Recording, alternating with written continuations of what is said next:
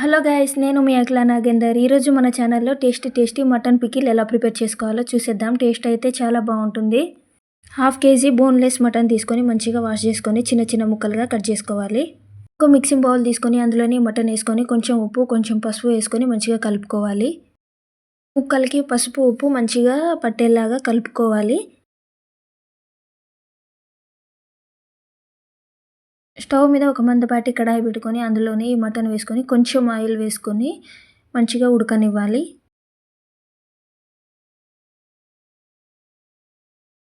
ఇలా ఉడికించేటప్పుడు మటన్లో వాటర్ వస్తాయి. ఈ వాటర్ మొత్తం ఇంకిపోయేదాకా మటన్ని ఉడికించుకోవాలి. మీరు ఎప్పుడు చేసినా ఈ ప్రాసెస్లో ఒకసారి మటన్ పచ్చడి చేసి చూడండి, చాలా బాగా వస్తాయి. ముక్కలు అనేది అసలు గట్టి పడకుండా మంచి టేస్ట్తో ఉంటుంది. వీడియోలో చూశారు కదా ఫ్రెండ్స్, మటన్లో ఎంత వాటర్ వచ్చిందో. ఈ వాటర్ మొత్తం ఇంకిపోయేదాకా ఉడకనివ్వాలి. ఇప్పుడు ఈ మటన్లో ఒక పావు కేజీ దాకా ఆయిల్ వేసుకోవాలి.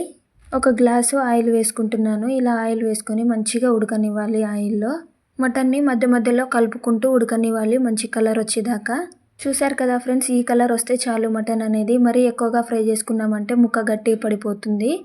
ఇప్పుడు ఇందులో 2 టేబుల్ స్పూన్ల అల్లం పేస్ట్ వేసుకొని బాగా కలుపుకోవాలి. అల్లం పేస్ట్ అనేది పచ్చి వాసన పోయేదాకా ఫ్రై చేసుకోవాలి. అల్లం పచ్చి వాసన పోయేదాకా ఉడికించుకున్నాక ఇందులోనే ఉప్పు వేసుకోవాలి. ఇందాక ఉప్పు వేసుకున్నాం కాబట్టి రుచి చూసి వేసుకోవాలి. ఇందులోనే మనకు కావాల్సినంత కారం పొడి కూడా వేసుకోవాలి. ఇప్పుడు ఒకసారి ముక్కలకి మంచిగా పట్టేదాకా బాగా కలుపుకోవాలి. కారం మంచిగా కలుపుకున్నాక ఇందులోనే గరం మసాలా, ధనియాల పొడి వేసుకోవాలి. మీకు నచ్చితే మటన్ మసాలా అయినా వేసుకోవచ్చు. ఇది వేసుకొని మంచిగా కలుపుకోవాలి.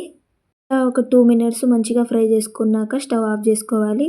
ఇది పూర్తిగా చల్లారిన తర్వాత మనం ఇందులో నిమ్మరసం పిండుకుంటే సరిపోతుందండి.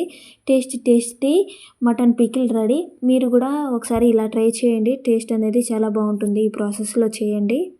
ఈ వీడియో మీకు నచ్చిందని అనుకుంటున్నాను. మరొక వీడియోతో మీ ముందుకు వచ్చేస్తాను.